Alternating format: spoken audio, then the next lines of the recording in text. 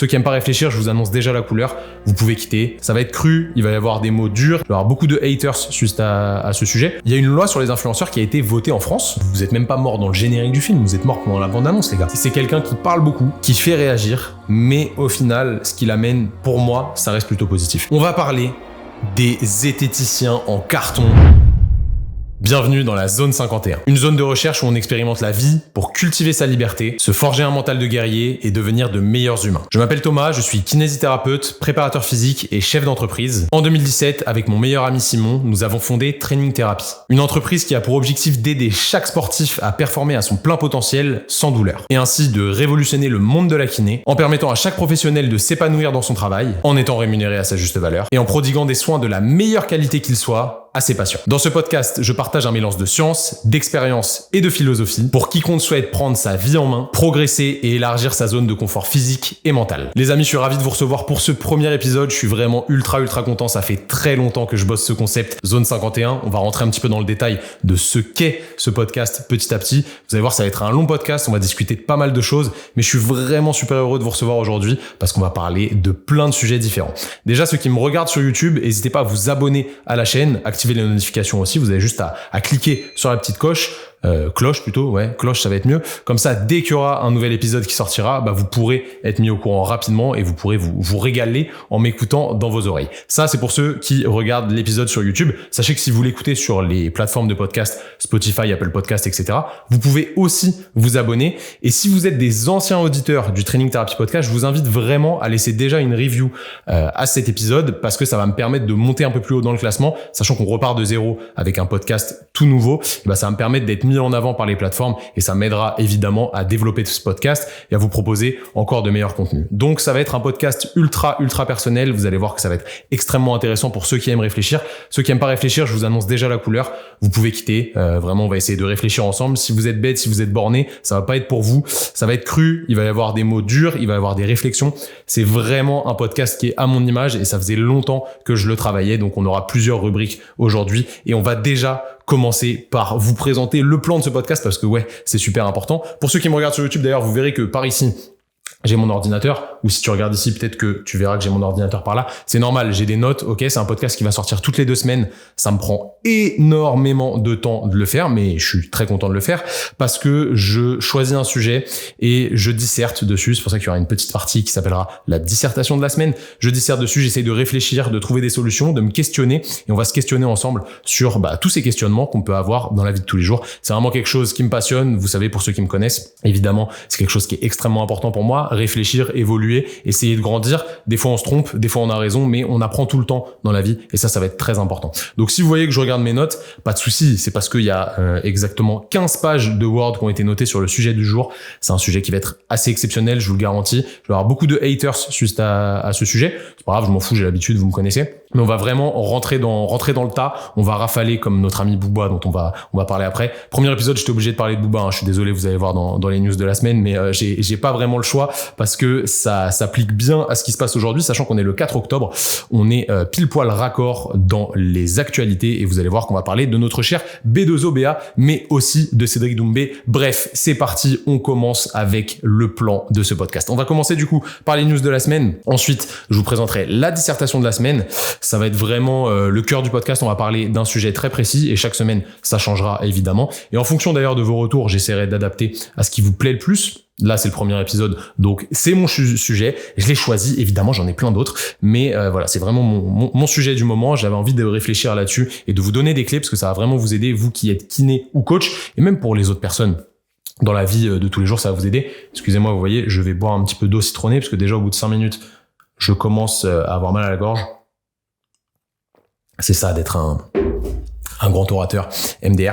Donc, dissertation de la semaine. Ensuite, on ira dans le laboratoire de Dexter. Le laboratoire de Dexter, qu'est-ce que c'est? Je vais disséquer une étude scientifique pour vous toutes les 2 semaines. Une étude scientifique qui est inhérente à ma pratique, évidemment, où il va y avoir du lien souvent avec la kinésithérapie ou la préparation physique ou les sciences sociales humaines et de la gestion de l'humain. Parfois, ce sera un petit peu plus rare, mais parfois on partira là-dessus. Et ensuite, on conclura sur le podcast parce que tout ça, ça va se mêler dans un contexte global et vous aurez une conclusion qui sera très très importante d'écouter. Donc je vous conseille vraiment de rester jusqu'à la fin, ça va vraiment vous aider. Encore une fois, on est parti pour, je pense, plus d'1 heure de discussion ensemble. Ça se trouve, je vais me tromper et ça va durer une demi-heure. Franchement, je pense pas, vu tout ce que j'ai écrit, mais on est parti ensemble pour prendre du plaisir, tout simplement, réfléchir, que vous soyez dans votre voiture, que vous soyez sur votre téléphone en train de marcher. Je vous invite d'ailleurs à marcher en écoutant les podcasts, c'est ultra important. Dédicace d'ailleurs au Raptor et au podcast 10 000 pas qui est juste exceptionnel. Si vous connaissez pas, vous pouvez aller écouter ça. Mais pour l'instant, restez sur Zone 51. On va bien s'amuser ensemble. C'est parti pour les news de la semaine. C'est l'heure du duel. On va commencer les news de la semaine. Comme je vous l'ai dit, on est le 4 octobre et ce samedi soir qui vient de passer, moi j'étais en compétition de CrossFit, mais j'ai quand même suivi ça parce que voilà, c'est un sport qui me passionne. Il y avait un gros combat de MMA. Il y avait le combat de Cédric Doumbé face à Jordan Zebo. Peut-être que vous avez suivi ça a fait un petit peu le buzz parce que Cédric c'est quelqu'un qui fait le buzz, c'est une grande gueule, on va en parler après. C'est un combat qui était très attendu parce que Cédric était très attendu au tournoi, hein. Il a signé au PFL qui est une organisation qui est un peu plus petite que l'UFC, enfin carrément plus petite, mais qui vise à concurrencer l'UFC. Pour ceux qui connaissent pas, l'UFC c'est la plus grosse organisation de MMA dans le monde. Le PFL ça vise à concurrencer l'UFC dans plusieurs années. Évidemment, ça prendra forcément du temps, mais peut-être qu'ils y arriveront. C'est vraiment quelque chose qui débute, c'est pas tout nouveau, mais c'est une organisation qui débute. Et il y a des grosses têtes comme Cédric Doumbé qui est très connu sur les réseaux sociaux. Il a énormément d'abonnés sur Insta. Je saurais même pas vous dire combien, j'allais dire 600, mais je suis pas sûr. Peut-être que je dis des conneries, je vérifierai après. Il a 200 000 abonnés sur YouTube. C'est quelqu'un qui adore le trash talk et qui parle beaucoup avant les combats pour faire monter la hype, pour faire monter sa valeur. Sachez qu'il a gagné 200 000 € grâce à ce combat, c'est ce qu'il a déclaré après. Donc tout ça va rentrer vraiment dans une idée de communication parce qu'aujourd'hui au final on va parler beaucoup de communication et ça va être extrêmement intéressant de disséquer ce qui s'est passé. Donc Cédric Doumbé, c'est quelqu'un qui est très très très connu. Il est né en 92 je crois, donc il a 2 ans de plus que moi et il vient de dépasser la trentaine. C'est un franco-camerounais qui pratique aujourd'hui du MMA, donc Mixed Martial Art, le plus beau sport du monde évidemment, mais qui à la base est issu du kickboxing. Ok, donc le kickboxing, pour ceux qui connaissent pas, c'est comme le film Kickboxer ou Kickboxing avec, je raconte n'importe quoi, avec Jean-Claude Van Damme, mon idole. Non, c'est pas du tout mon idole, mais vous avez capté un petit peu la référence. Donc c'est du pied-point, c'est très très puissant. Ils ont pas les coudes au kickboxing. Non, ils ont pas les coudes au kickboxing. Je suis pas un spécialiste du pied-point. Ceux qui me connaissent, vous savez que je préfère le corps à corps, mais que bon, le MMA est quand même l'expression ultime de ce qu'on peut faire avec le corps humain. D'ailleurs, si vous avez la capacité de courir et la capacité de vous battre dans la vie, vous avez déjà des très bons skills qui vous permettent de vous défendre dans la jungle. Et la jungle urbaine est en train de se développer, évidemment. Donc, c'est important de savoir se battre, se défendre plutôt et courir. Développer ses skills, c'est important, on en reparlera tout à l'heure. Donc Cédric Doumbé, il vient du kickboxing et il s'est dit, bon, le kickboxing ça rapporte. Il a été multiple champion du Glory, je crois 7 fois champion du Glory, qui est une grosse organisation en kickboxing. Et il s'est dit, bon ça rapporte, mais le MMA rapporte plus. J'ai tout intérêt à faire carrière dans le MMA. Le MMA, il y a tous les arts martiaux mélangés. Pour ceux qui connaissent pas, il y a du JJB, du grappling, enfin du JJB relatif parce qu'il y a pas de kimono. Mais c'est un mélange d'arts martiaux. C'est le combat à l'état pur. Certains trouvent ça très violent. Moi, je suis pas forcément d'accord. Évidemment, il y a de la violence, mais c'est un sport qui est vraiment martial. Donc, c'est l'art de la guerre et qui est extrêmement beau à regarder. Je trouve ça juste exceptionnel. C'est artistique. Donc, actuellement, il combat dans la catégorie des poids moyens au PFL, ok. Et il est ultra connu dans le monde du kickboxing. Ça, clairement, c'est un des meilleurs kickboxers qu'il y ait eu sur la planète. Il est juste trop fort. Et il combattait contre Jordan Zebo, qui est un Français aussi, qui est entraîné par Fernand Lopez, qui est une grosse tête d'affiche dans le MMA. C'est l'entraîneur de Cyril Gane, entre autres. Et il s'avère qu'il y avait un petit différent entre Cédric Doumbé et Fernand Lopez. Voilà, c'est une longue histoire. Cédric Doumbé serait allé s'entraîner à la MMA Factory, qui est le centre d'entraînement de Fernand Lopez, et ils se sont pas bien entendus. Fernand Lopez a pas cru en lui, et Cédric Doumbé, il a toujours voulu se venger un petit peu de Fernand Lopez. Et là, c'était un petit peu le clash, le poulain Jordan Zebo, qui est le poulain de Fernand Lopez, contre Cédric Doumbé. Donc il y avait une grosse hype autour de ce combat et Cédric Doumbé faisait vachement monter la sauce. Je pense que vous l'avez vu, il a offert un matelas, il a fait livrer un matelas à Jordan Zebo à l'entraînement pour qu'il dorme bien après le combat et pour qu'il se repose bien avant le combat parce qu'il lui a dit qu'il allait lui démonter la gueule. Le jour de la pesée, il lui a donné un oreiller avec la tête de Fernand Lopez dessus pour qu'il dorme bien après le combat parce qu'il allait le mettre KO. Bref, ils se sont chauffés, enfin Cédric Doumbé surtout l'a chauffé. C'est du trash talk mais c'est toujours bon enfant, voilà. Ça insulte pas les mères, ça parle pas religion, c'est pas comme à l'époque de Conor et Khabib. Moi, il y avait que Conor qui avait dérapé. J'adore Conor, mais malheureusement, il est allé un petit peu trop loin dans le trash talk. Cédric Doumbé, il fait monter la sauce, comme ça, il prend en popularité. Et voilà, il prend de la valeur aux yeux de tout le monde. Il s'est donc présenté face à Jordan Zebo. Il est arrivé dans la cage avec un matelas, donc exceptionnel. Le stade était en folie, c'était au Zénith, je crois. C'était vraiment le feu. Vous pourrez voir les images juste après. Donc c'était vraiment la folie.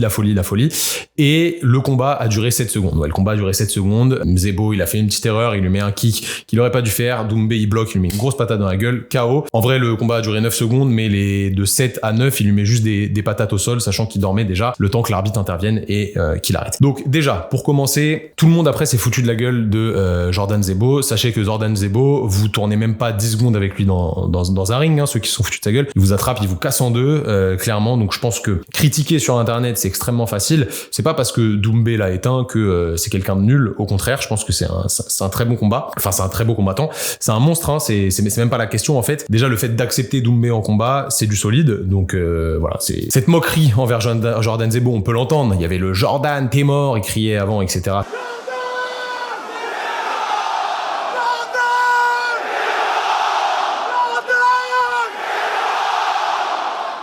Et en soi, c'était marrant, ça faisait monter la hype. Ça joue aussi en la faveur de Doumbé parce que ça met la pression sur Zebo. Forcément, vous êtes au milieu d'une cage, vous faites un sport qui est dangereux en soi, même si vous l'adorez, vous faites un sport qui est dangereux. Tout le public crie « Jordan, t'es mort !» Il y a un mec, il arrive avec un matelas, déguisé en matelas, ça fait rigoler tout le monde se fout de votre gueule. Forcément, vous avez la pression et forcément, vous êtes amené à faire des erreurs. Donc ça se trouve, son kick, c'était une erreur due à une pression qui était mise de la part de Doumbé. C'est le jeu, voilà, les sports de combat, c'est un petit peu comme ça et quand c'est médiatisé, évidemment, il y a du trash talk. Bref, c'était pour recontextualiser, vous avez vu, je suis toujours un petit peu long. On va parler maintenant de ce turbulent Cédric. Pourquoi je vous parle de Cédric ? Cédric, déjà, c'est un clasher. Moi, j'adore clasher, ceux qui me connaissent, vous savez, on aime bien rigoler entre amis, on se moque, etc. Lui, c'est un clasher, je vous montre ce qu'il a fait juste là, le lendemain du combat, enfin lundi du coup, je pense que dimanche, il a pris un peu de récup quand même. Il a mis une vidéo, retour à l'entraînement avec Saladin Parnasse. Alors, Saladin Parnasse, c'est un monstre français au niveau du MMA. Lui, va tenter d'être triple champion dans 3 catégories de poids différents très bientôt. Je crois que c'est le 16 décembre contre un Polonais, donc moins de 66, moins de 70, moins de 77. Dans l'organisation, c'est le KSW, je crois. Bref, ça va être ça va être assez exceptionnel s'il y arrive. Et Doumbé, il a mis lundi une vidéo sur Instagram, retour à l'entraînement, je suis pas fatigué. Évidemment, il a fait 9 secondes de combat, donc il devait pas être trop fatigué, il s'est même pas pris de coup. Donc il troll, c'est vraiment un gros troll. Il manie ça très très bien. En plus, tout va dans ce sens-là parce que suite au combat, pendant le combat, il y avait pas mal de joueurs du PSG qui étaient présents. Donc il y avait Mbappé qui était là et Mbappé, comme d'hab, il s'est pris le KO Jordan Zebo. Mbappé, il a mis un petit peu de temps à réagir, mais il s'est levé, les mains comme ça autour de la tête, les grands yeux, etc. Et c'est devenu un mème sur les réseaux sociaux. Donc ça, c'est marrant. Il y a vraiment un mème qui tourne sur Mbappé et ça fait encore monter la sauce vis-à-vis de Cédric Doumbé. Les gens reprennent le mème, etc. Il y avait Maître Gims aussi qui était là. Bon, lui, je pense qu'il était venu poser de l'or en haut des pyramides pour avoir l'électricité, pour ceux qui se rappellent. Bref, ça a vraiment créé un buzz autour de Cédric et il s'en est servi à un escient qui est particulier. Je m'explique. Comme je vous ai dit tout à l'heure, il était un petit peu en froid avec l'entraîneur de Jordan Zebo, qui est Fernand Lopez, d'accord ? Donc ça c'est important. Et suite au combat, l'interview post-combat, Doomsaid, il l'appelle comme ça, Doomsaid, c'est son surnom, soit The Best, soit Doomsaid pour Cédric Doumbé. Il a dit, je cite, « Ce n'est pas Jordan que je combats, c'est Fernand Lopez que je combats. Ce sont les violences faites aux femmes que je mets KO. » Ensuite, Cédric Doumbé a révélé que le comportement du head coach du MMA Factory l'avait poussé à quitter la salle. Si jusque-là Fernand Lopez ne s'était pas exprimé, le franco-camerounais a décidé de revenir sur les faits dans une interview accordée au journal Le Parisien. Bon, les journalistes, ils aiment bien mettre franco-camerounais quand c'est négatif. Tout à l'heure, je vous ai dit franco-camerounais parce que moi, je le vois comme positif. Évidemment, l'alliance de 2 pays, c'est toujours top. Là, franco-camerounais, ils parlent de Fernand Lopez, ils essaient de mettre quelque chose de négatif dessus. On passera sur ce truc pas ouf, hein. Et du coup, Fernand Lopez est accusé directement par Cédric Doumbé de violence conjugale sur son ex-compagne. Ça, c'est extrêmement intéressant. Bon, est-ce que c'est vrai, est-ce que c'est pas vrai ? On va voir juste après ce qui s'est passé. Mais Cédric Doumbé, directement après le combat, il s'est pas mis en valeur. Ouais, je l'ai couché, etc. Bon, il aurait pu. Dans la cage, il a dit, et alors, qu'est-ce que je vous avais dit ? Il a fait son speech comme d'habitude. Il a dit, Théma mesquine, l'autre il dort depuis tout à l'heure. C'était marrant. Mais l'interview officielle post-combat, il en a profité pour parler de l'entraîneur de son adversaire et de dénoncer des potentielles violences faites à une femme. Fernand Lopez, évidemment, il a vite réagi parce qu'il aurait été bête de pas réagir rapidement. Donc, je vous lis ce qui a été dit dans le magazine La Sueur. Très bon média. Vous pouvez aller checker. expliquer, c'est toujours intéressant. Ils font des podcasts et tout sur les sports de combat. Si vous aimez les sports de combat, c'est intéressant. Au cours de l'interview, Fernand Lopez revient sur ces tristes événements. Ainsi, l'homme fort du MMA Factory, c'est la salle qu'il dirige, explique: j'ai été condamné à 4 mois de prison avec sursis pour violence conjugale il y a 5 ans. Un jour, j'ai commis ce geste, le geste que je regrette le plus de toute ma vie. J'ai levé la main sur mon ex-conjointe, une gifle, ça a été catastrophique. Mon geste est inexcusable. Un être humain, un homme ne lève pas la main sur une femme. C'est injustifiable de dire quoi que ce soit. Là, évidemment, il a raison, hein, c'est injustifiable et un homme ne lève pas la main sur une femme. Je suis un autre homme, je travaille avec des fondations contre les violences conjugales pour essayer d'éduquer les gens sur la prévention de ces violences. J'espère que mon discours aidera d'autres femmes et des hommes qui sont passés par là. J'ai payé ce que je devais à la société. Intéressant. Qu'est-ce qui m'amène à vous montrer tout ça? En réalité, moi je trouve que ce qu'a fait Cédric, c'est magnifique. Franchement, je trouve ça exceptionnel. Tout ce trash talk, au final, il sert une belle cause. Franchement, ça sert une belle cause. C'est ça qui est intéressant de prendre en compte. Ça sert une belle cause. Cédric, c'est quelqu'un de croyant. J'ai regardé une interview avec Mouloud Achour, qu'on peut aimer ou détester, peu importe, c'est pas la question, très récemment, où il parle de sa conversion à l'islam. À la base, lui, il est chrétien, mais il s'est converti à l'islam. C'est quelqu'un de croyant. Et il dit même parfois qu'il a honte de faire du MMA parce que dans la religion musulmane, c'est péché de frapper quelqu'un au visage. Mais bon, personne n'est parfait, c'est très complexe comme débat. Et si au final, grâce à ce sport, qu'on peut définir comme violent mais magnifique, je vous l'ai dit tout à l'heure, moi je trouve que c'est un très beau sport, on peut servir une cause et défendre les femmes qui subissent des violences de la part de pauvres types, clairement, voilà, c'est des pauvres types, ils méritent juste qu'on leur fasse exactement la même chose, voire pire, voire encore pire, bref, et moi je trouve ça magnifique. Je trouve ça magnifique de défendre une cause comme ça grâce à un combat qui médiatise énormément une personne, il s'en sert pour parler de choses importantes. Donc ça c'est vraiment important. Je trouve qu'au final la cause est bonne. Évidemment, il fait pas ce sport pour dénoncer les violences faites aux femmes, mais il sert de son aura pour avoir quelque chose de positif vis-à-vis d'une grosse problématique, c'est quelque chose de vraiment très problématique. Donc c'est vraiment ultra intéressant. Donc si tu regardes cette vidéo, Cédric, ça m'étonnerait, mais si tu regardes cette vidéo, merci pour le divertissement, merci pour le spectacle, merci pour l'émotion, parce que c'est toujours beaucoup d'émotion de voir ce genre de sport. Moi personnellement j'adore. Et merci au final pour les valeurs finales que tu véhicules. C'est vraiment important de le prendre en compte. C'est quelqu'un qui parle beaucoup, qui fait réagir, mais au final ce qu'il amène, pour moi, ça reste plutôt positif. Dites-moi d'ailleurs ce que vous en pensez dans les commentaires, n'hésitez pas à m'envoyer un message, on peut discuter de ça. Évidemment c'est très important d'avoir votre réponse. C'est quelqu'un qui ne laisse pas indifférent, et d'ailleurs il n'a pas laissé indifférent une personne que j'apprécie aussi beaucoup, qui s'appelle Booba, évidemment notre cher B2OBA. On va parler de B2OBA. Booba, il a taclé Cédric Doumbé sur Instagram suite à sa victoire. De toute façon, qu'il gagne ou qu'il perde, il l'aurait taclé, on connaît par cœur. De toute manière, il aurait pas perdu de temps. Là, il a dit en gros, vas-y, Jordan Zebo, c'est personne. T'as gagné contre Zebo. Vas-y, ramène-nous quelqu'un. Je te respecte, mais ramène-nous quelqu'un de vraiment sérieux. Je te clash pas. Je te respecte, on se connaît. Tu es vraiment bon à la bagarre. Mais vas-y, Zebo, arrête. Moi j'aime bien ton trash talking et tout, t'as vu, tu donnes envie, je voulais même pas regarder, mais tellement tu jactes, tu vois, ça marche, t'es obligé de regarder, mais là, vas-y, moi je suis allé me coucher à cause de toi. Les minuit, Fashion Week, dodo frérot. Arrête Cédric, respecte-nous, ramène-nous un vrai gars, fais le trash talk, tac, bim bam, vous allez. Mais arrête. Je m'hydrate un petit peu. Comme disait Jean-Claude Van Damme, l'eau bientôt, il y en aura plus. Bon, ceux qui me connaissent, vous savez, moi je kiffe Booba, c'est quelqu'un qui me donne beaucoup de motivation, beaucoup de détermination à travers sa musique, et en fait j'ai grandi avec sa musique depuis le départ. C'est un gars qui m'inspire, clairement, ça peut vous paraître con, mais moi je valide la plupart des choses qu'il fait. On va rentrer dans les détails. Des fois, clairement, il part en couille à clasher non-stop, vous savez que ça peut aller très loin, mais en réalité Booba pour moi c'est un méga troll, c'est un gros troll qui troll beaucoup et qui surfe la vague d'internet comme jamais. En vrai, c'est pas Brice de Nice, c'est plutôt Patrick Swayze dans Point Break, donc il surfe vraiment très bien la vague et il se fait jamais casser dans le rouleau. C'est quelqu'un qui maîtrise vraiment internet, alors que c'est un ancien, il est pas né avec internet, etc. C'est vraiment quelqu'un qui maîtrise internet, et encore une fois on va en revenir à ce qu'a fait Cédric Doumbé au sujet des violences faites aux femmes, etc. Il utilise internet plutôt à bon escient. Alors parfois ça part en couille, évidemment il est totalement...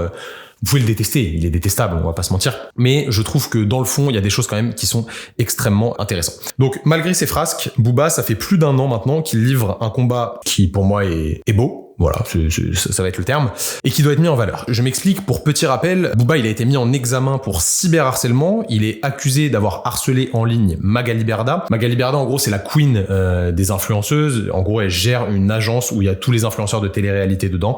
Donc tout le bullshit qui sort des Anges, qui sort des Marseillais, qui sort de la Villa des Cœurs Brisés, etc. Ouais, je connais ces termes, hein. Je connais, malheureusement, vous pouvez me jeter des pierres. Je pense que vous connaissez l'histoire. Magali Berda, elle gère ces personnes-là. Donc voilà, c'est des gros micmacs, c'est vraiment énormément d'argent qui est géré, et elle s'occupe de starlet de la télé-réalité, et du coup elle est influente sur des millions de personnes parce que ces influenceurs ont des millions d'abonnés, de jeunes, de moins jeunes qui les suivent, etc., et qui boivent leurs paroles. Donc c'est vraiment quelqu'un qui pèse dans le game et qui a indirectement ou directement une influence en réalité sur la population. Je pense que vous connaissez l'histoire de Booba. En gros, il a attaqué Magali Berda pour plein de sujets différents parce que voilà, lui il voulait lutter contre les influenceurs. Il trouvait que ce que véhiculaient les influenceurs était négatif, et il a voulu combattre ça et combattre la figure de proue de ces influenceurs-là, qui est Magali Berda, évidemment. Lui, il essaye de tacler direct à la racine. Donc, grâce à lui, et je dis bien grâce à lui, il y a une loi sur les influenceurs qui a été votée en France. C'est important de le prendre en compte. Pour moi, s'il n'avait pas mis tout ça en avant, s'il n'avait pas fait toute cette guerre, il n'y aurait pas eu cette loi. Faut pas se mentir, il n'y aurait pas eu cette loi parce que ça fait des années qu'il y a eu des influenceurs sur les réseaux sociaux, etc.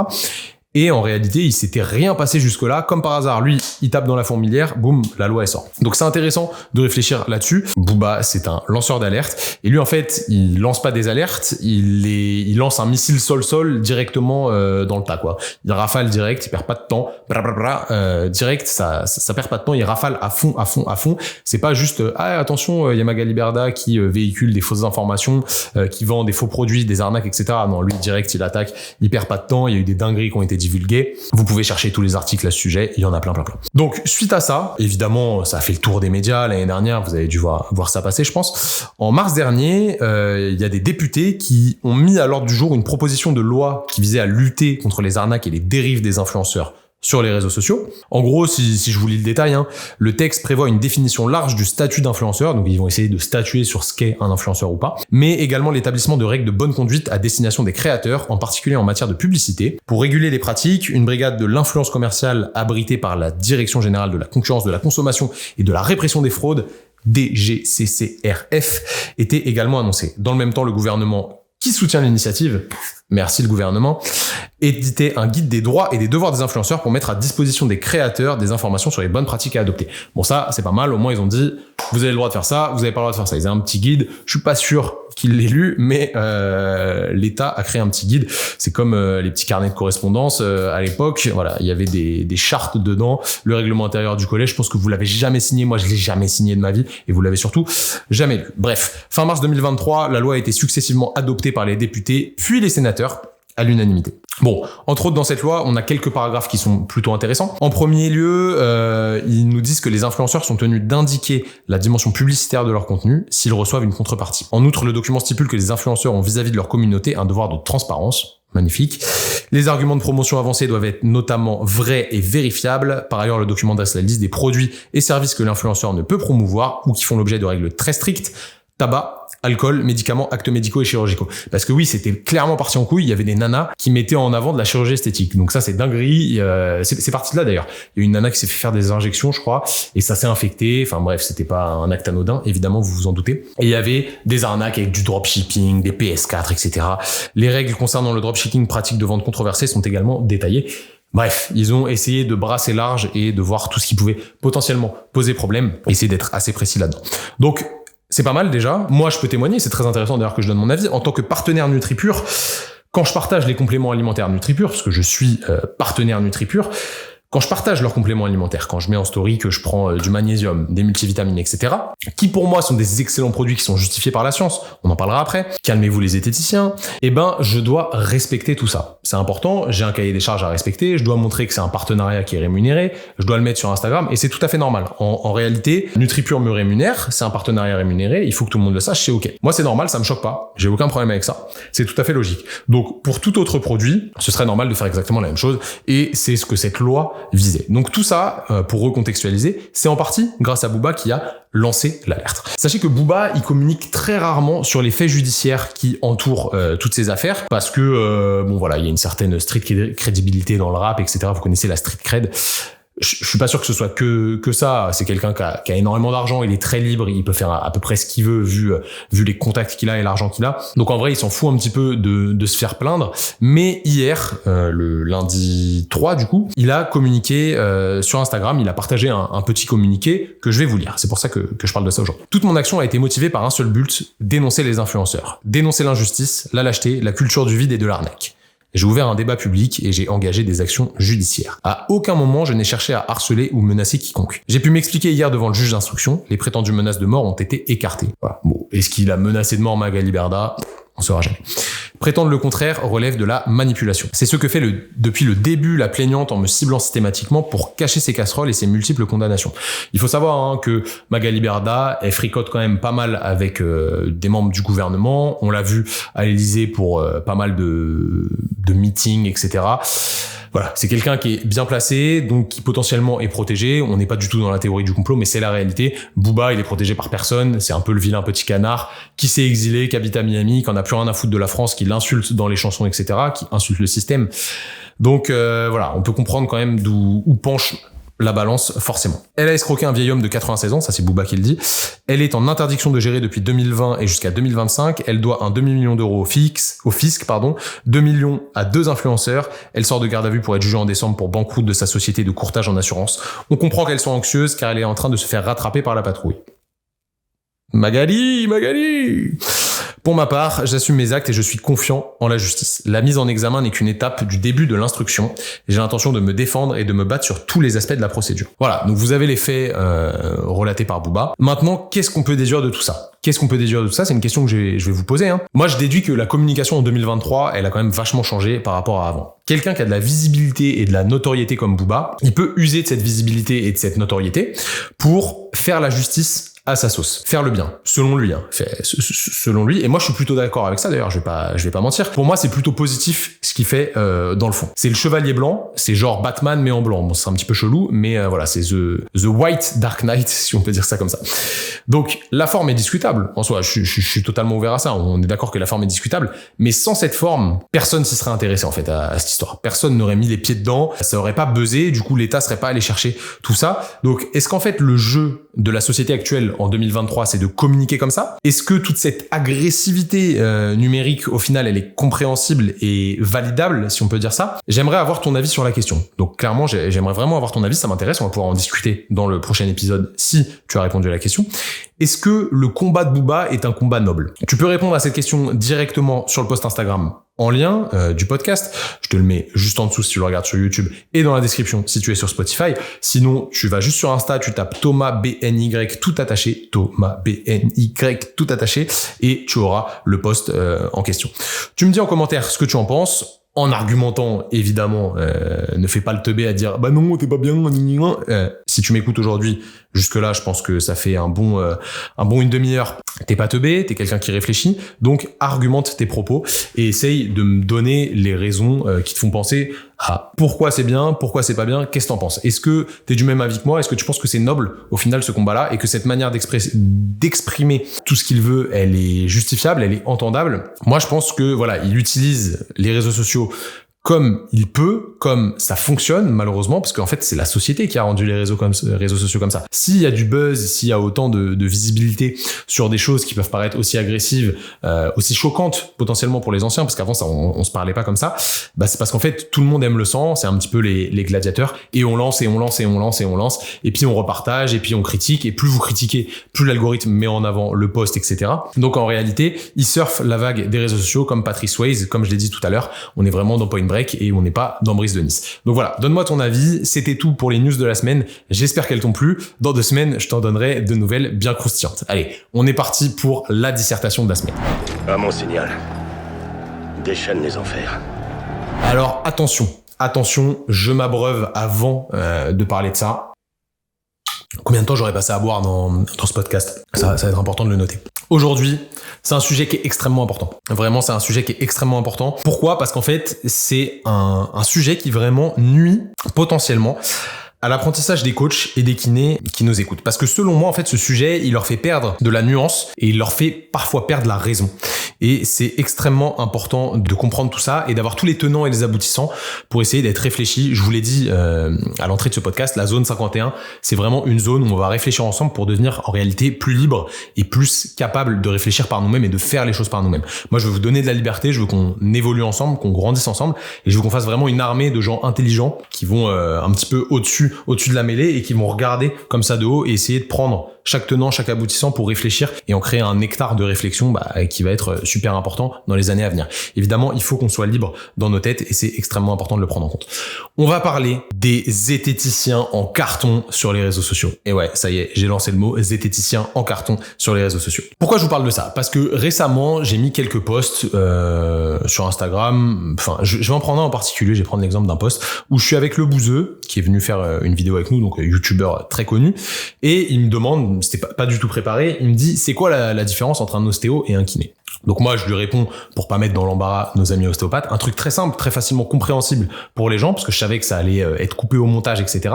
Un truc simple qui tient en 15 secondes. Les ostéos, c'est plutôt du one shot, ils vont mobiliser le patient, essayer de trouver les déficits, etc., de manipuler. Et les kinés, c'est plutôt de la rééducation active. On va essayer de surcharger le système, créer de l'adaptation au niveau du corps humain, etc. Et ça dure plutôt plus longtemps. Je vais pas rentrer dans le détail de les ostéos. C'est un métier qui a peu d'études scientifiques qui prouvent l'efficacité de l'ostéo par rapport à un placebo versus la kiné, c'est plus efficace qu'un placebo, etc. C'était même pas le sujet en fait. Et là, plein de personnes me sont tombées dessus. C'est de personnes. Je dis des personnes, mais c'est des gens qui existent même pas en fait. Pourquoi c'est des gens qui existent même pas? Parce que le guide ultime pour être un bon critique zététicien sur les réseaux sociaux, c'est de ne pas mettre sa tête en photo parce qu'on a peur, très important. On a peur que les gens nous reconnaissent et on a peur de se faire casser la gueule parce que certains, vu la façon dont ils communiquent, c'est peut-être ce qu'ils mériteraient. Bref, on va pas rentrer dans le débat de la violence. Il faut au début, ne pas mettre son visage. Ensuite, il faut sucer les superstars de la thématique en question. Donc, chez les kinés, ça peut être Major Mouvement, ça peut être Aime ton kiné. Faut bien les peps au début et puis après leur cracher à la gueule une fois qu'ils vous ont aidé à monter en vous mettant en avant. Ça, c'est ultra important parce que ces personnes-là, elles donnent de la force à ces zététiciens qui, au départ, ont une cause qui est noble, on va en parler après, mais qui partent en couille petit à petit. Ensuite, faut jamais se remettre en question, parce que ça c'est extrêmement important. Ça montre d'ailleurs qu'ils n'ont pas compris la zététique, on en reparlera après. Donc c'est les 3 points clés. 4e point clé, il faut lire des études. Évidemment, il faut lire des études, mais ne pas appliquer ni tester les conclusions. Il faut juste dire cette étude a dit ça, donc c'est comme ça, sans tester, sans appliquer.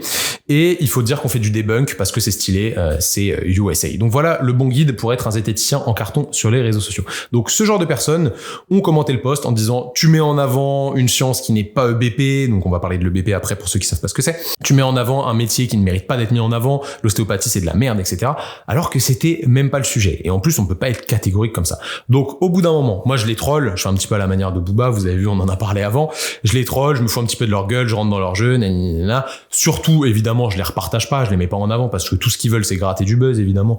Vous vous doutez bien que si j'avais 2000 abonnés, ils me calculeraient même pas. Bref, ça discute, ça troll. Moi, je m'arrête jamais, je m'arrête jamais sur Instagram. Je troll jusqu'au bout. Et au bout d'un moment, ils lâchent l'affaire. Bon, c'est dommage. Ils se disent que je suis idiot. On regarde dans les commentaires. Ouais, mais c'est un idiot. On peut pas rigoler avec lui.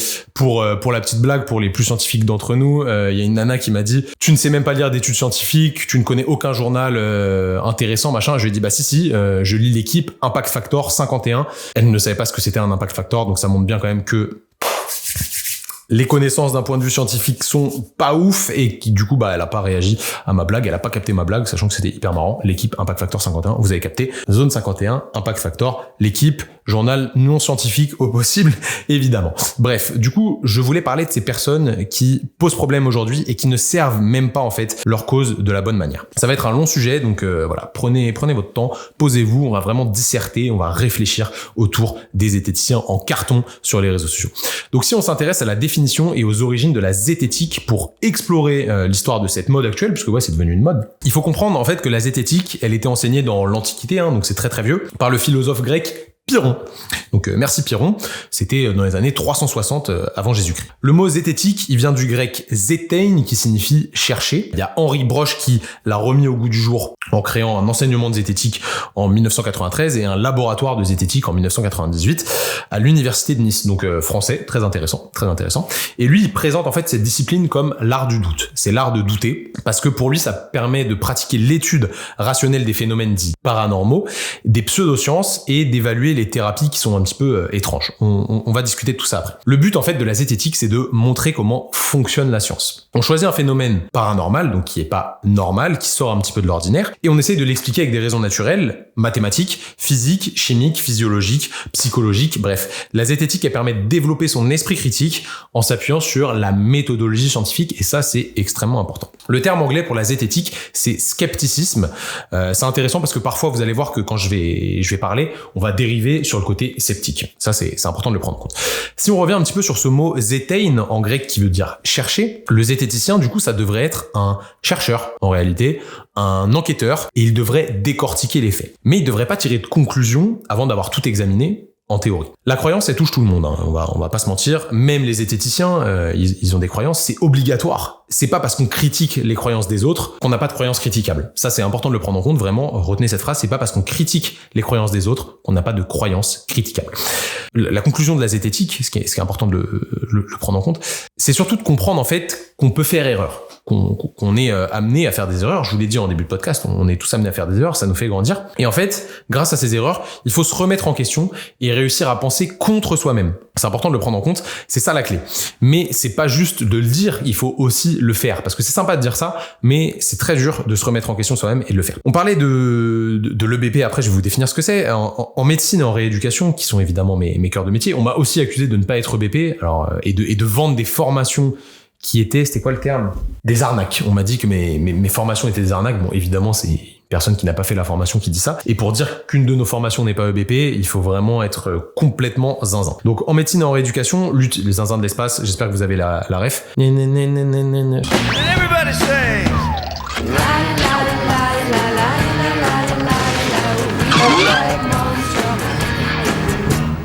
Je sais pas si vous vous rappelez de ça, c'était exceptionnel. Je reprends, en médecine en rééducation, l'utilisation des données de la science, elle est obligatoire, vraiment c'est primordial pour éviter les erreurs, diminuer le risque d'erreur et diminuer le risque pris quand on applique un traitement à quelqu'un. Ça c'est super important de le prendre en compte. Et aujourd'hui, on parle d'EBP, d'Evidence-Based Practice. Donc, qu'est-ce que c'est que l'EBP? En médecine physique, le courant EBP, il a pris ses racines suite à la volonté de changer le système de décision clinique en basant en fait la plus grande partie de nos choix sur les données de la littérature.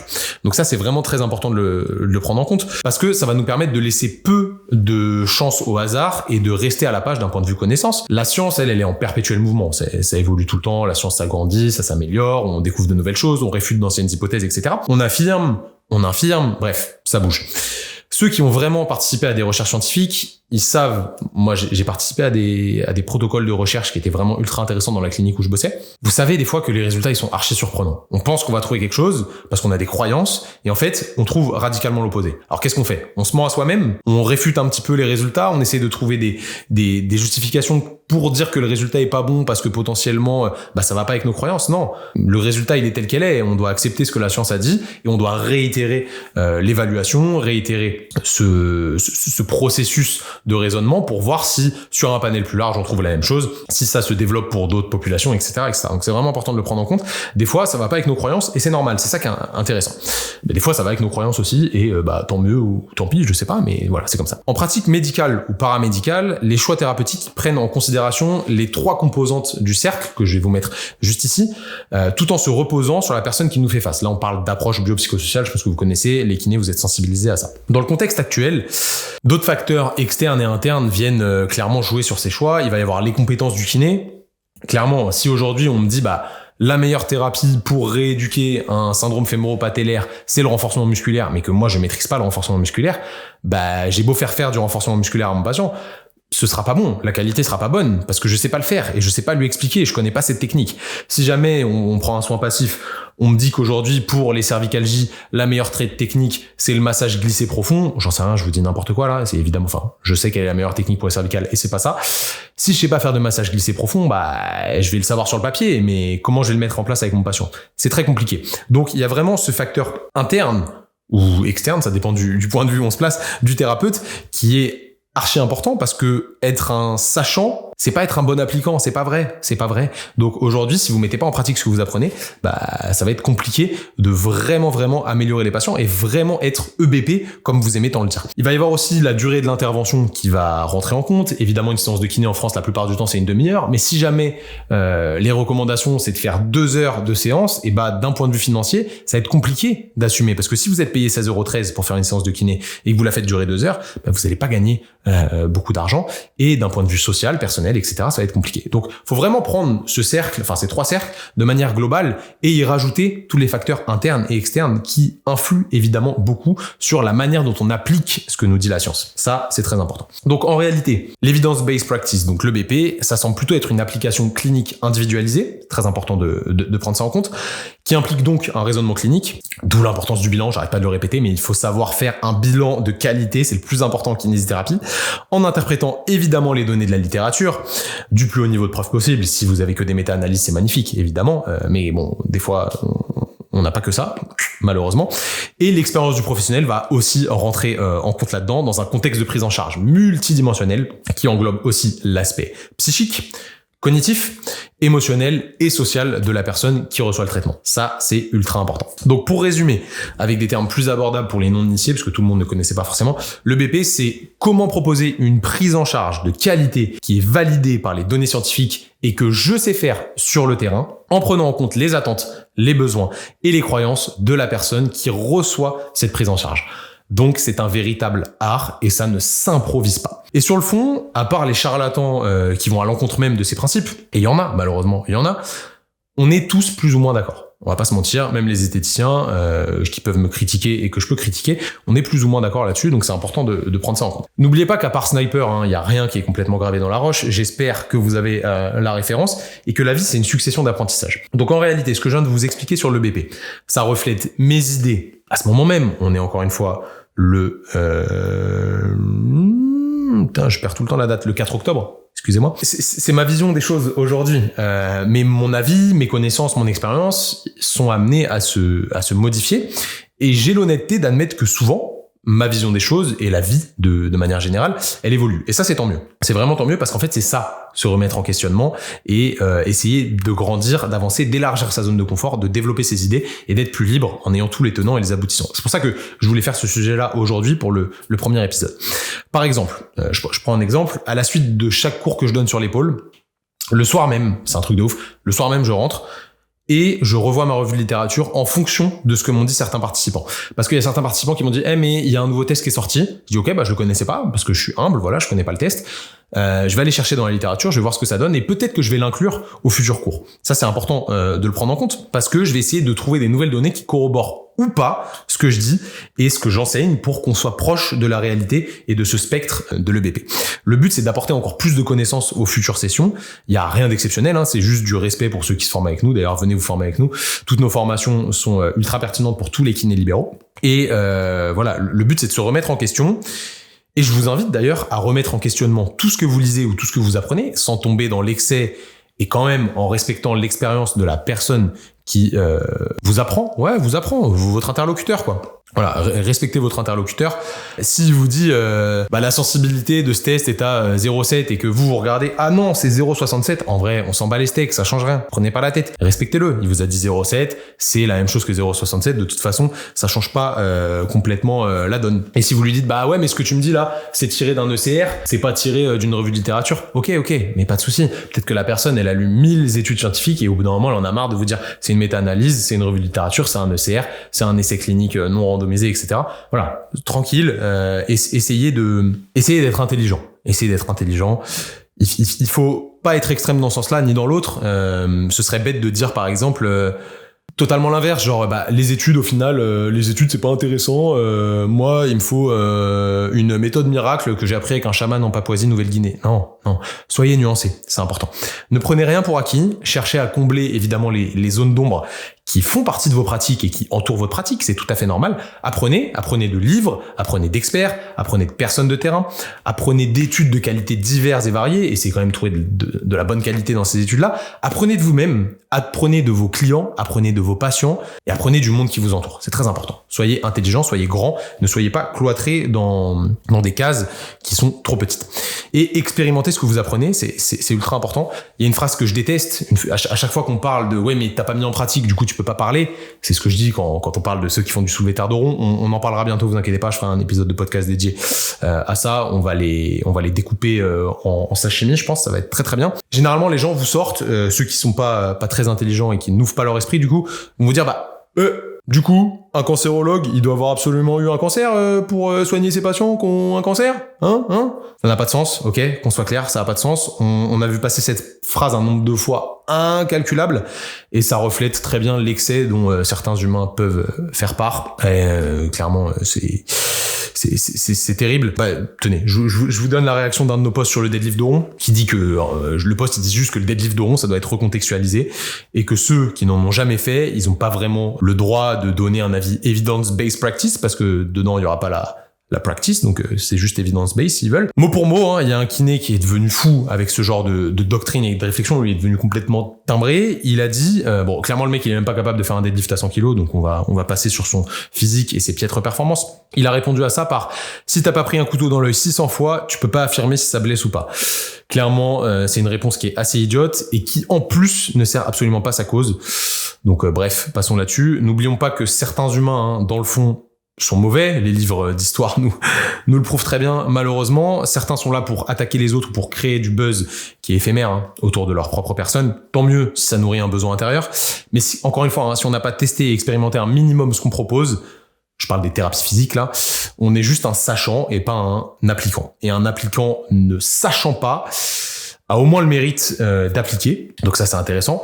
Il applique quelque chose, alors qu'un sachant qui n'applique pas, il fait juste rien. Donc voilà, ça malheureusement je suis obligé de vous le dire. Mais la réalité, elle est au confluent de ces deux lignes. Et toi qui m'écoutes, tu le sais très bien. Tu peux pas te mentir à toi-même, tu le sais très bien.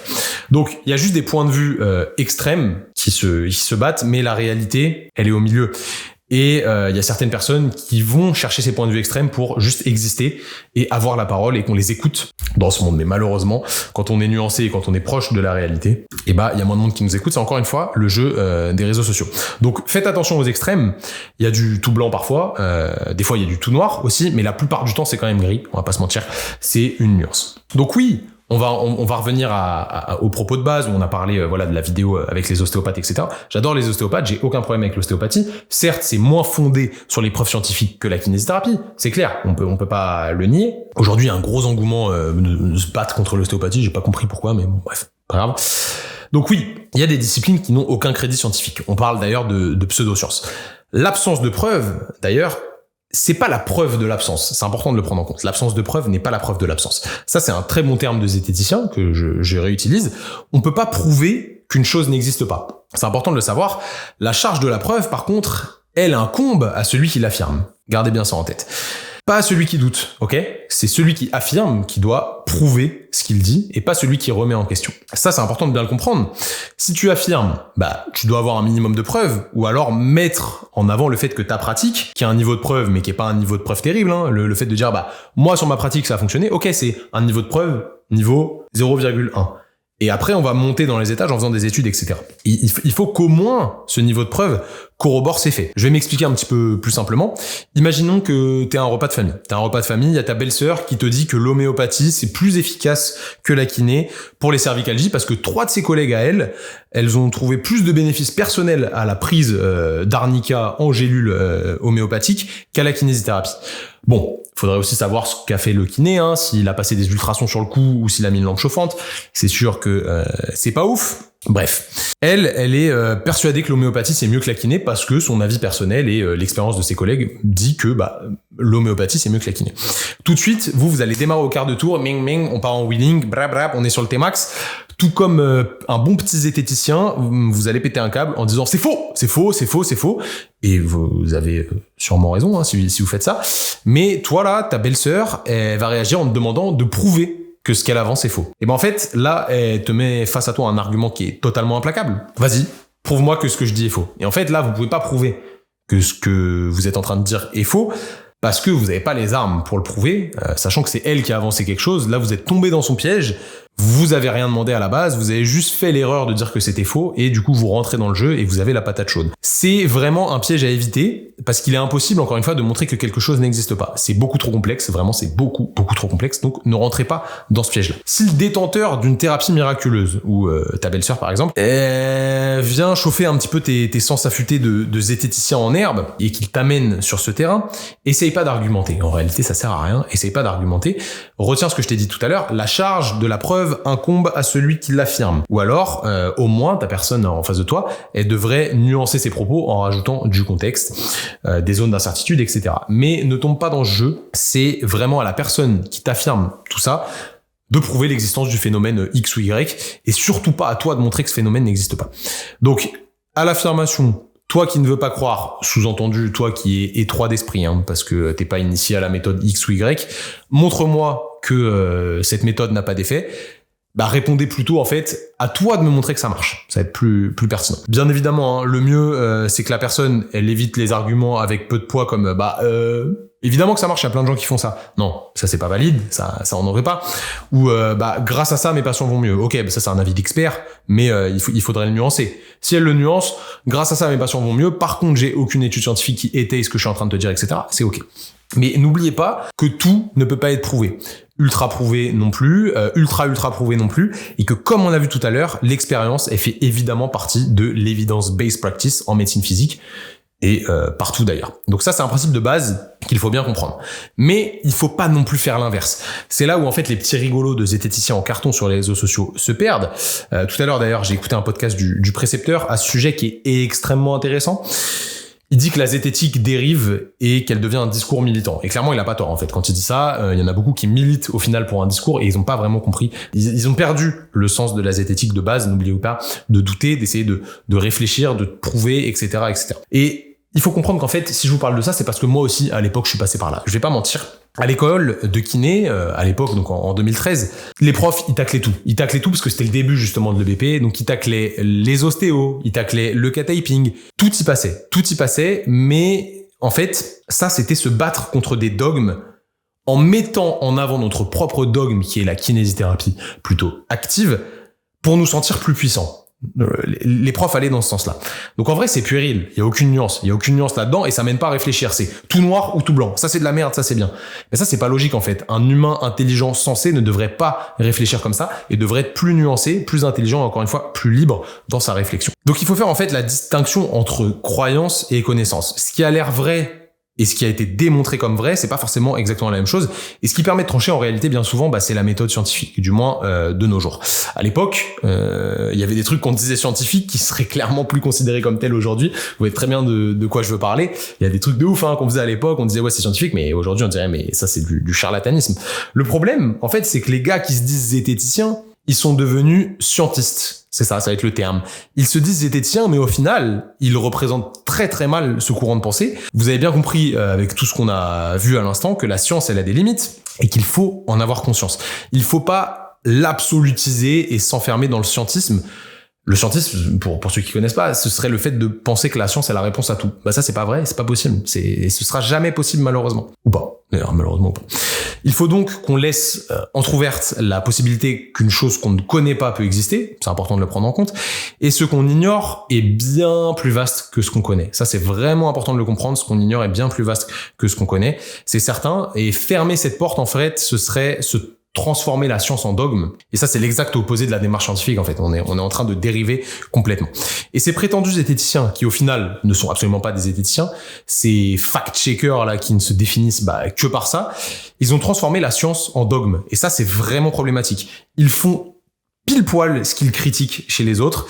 Et en fait, ils se tuent eux-mêmes dans l'œuf. Et c'est pour ça qu'au final, on les prend pas au sérieux et que le combat qui est peut-être louable à la base, il en devient ridicule. Et ça, c'est vraiment très problématique. Donc, le grand défaut des sceptiques, on a parlé du scepticisme tout à l'heure, c'est leur manque de contextualisation. Vraiment. Et surtout, ça, c'est ultra important, les zététiciens, du moins ceux qui se vantent comme être des zététiciens, ils manquent cruellement de bienveillance. Ce qui fait qu'en fait, leur message, il reste dans leur petit groupe de sceptiques et du coup, il peut pas s'étendre.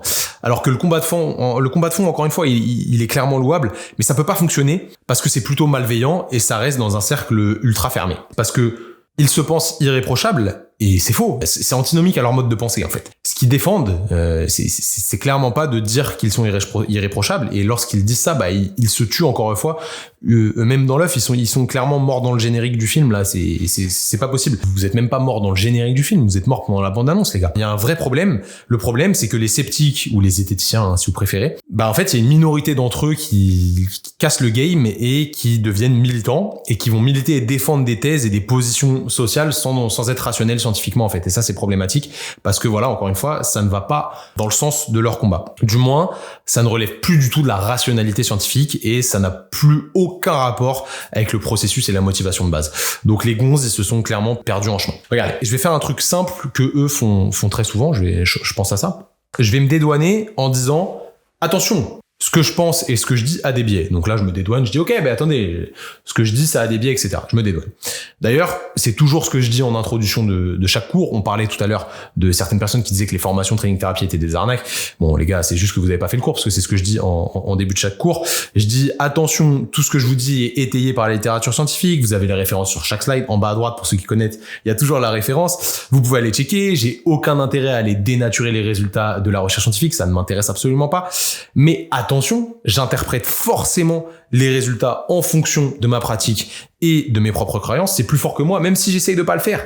C'est obligatoire, il y a une petite partie d'entre nous qui croit à des choses et qui va orienter un petit peu le discours. C'est tout à fait normal. Se le cacher serait mentir, mais j'essaye d'être le plus juste et le plus vrai possible. Mais je ne détiens pas la vérité, loin de là. Donc, je dis toujours, prenez ce qui vous paraît pertinent, réfléchissez à ce que je vous donne comme matière, essayez de le remettre dans le contexte, essayez de remettre en question ce que je dis, mais faites-moi quand même confiance pour tout mon travail de défrichage et surtout de mise en pratique réelle au cabinet, parce que tout ce que je dis plutôt en formation, je l'ai fait. Ça, je ne mens pas là-dessus. Essayez d'ouvrir votre esprit. Soyez libre de vos choix et de ce que vous retirez de la formation. C'est important, je le dis toujours au début, j'ai pas la science infuse. Ce que je propose aujourd'hui, c'est mon spectre, c'est ce qui me paraît être le plus vrai aujourd'hui en fonction de la littérature, en fonction de ma pratique, etc. Tout est étayé par la littérature, évidemment, mais c'est pas la vérité absolue. Donc chacun peut piocher ce qu'il veut là-dedans.